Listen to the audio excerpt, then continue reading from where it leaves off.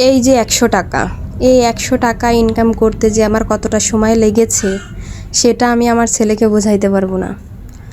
এই এক নিমিষে আমার ছেলে খেয়ে ফেলবে ১০০ টাকা। আমি এই ১০০ টাকা ইনকাম করতে গিয়ে আমি মুরগি পালছি, একটা মুরগির পিছনে সময় দেওয়া লাগছে আমার ১ মাস। আবার দেখতে হয়েছে যে কুকুরে খায় নাকি বিড়ালে খায়, কত কিছু পাহারা দিতে হয়েছে। তারপরে রোগ শোক তো আছেই, মেডিসিন আছে, তারপরে আছে ফিটের খরচ। এখন সেই ১০০ টাকা নিয়ে আমি চলে আসছি আমার ছেলেকে নিয়ে গিয়ে আইসক্রিম খেতে। ছেলে খাবে অরেঞ্জ ফ্লেভারের আইসক্রিম আর আমি খাবো হচ্ছে কোন আইসক্রিম। বলেন ১০০ টাকা কিছুই না, ১০০ টাকা কিছুই না পৃথিবীর উপর।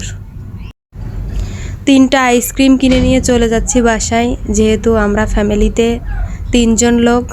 মাত্র ব্যাগ আসলো ১০ টাকা।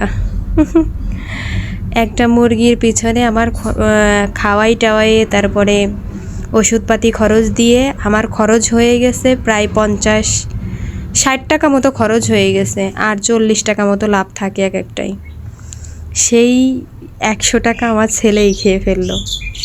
আসসালামু আলাইকুম, সবাই ভালো থাকবেন, সুস্থ থাকবেন এবং অবশ্যই হিসাব করে টাকা খরচ করবেন, না হয় পরে আমার মতোই পস্তাতে হবে।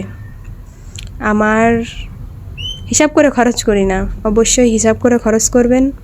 আত্মীয় স্বজনকে দেয়া ভালো, পুরোটা দেয়া ভালো না।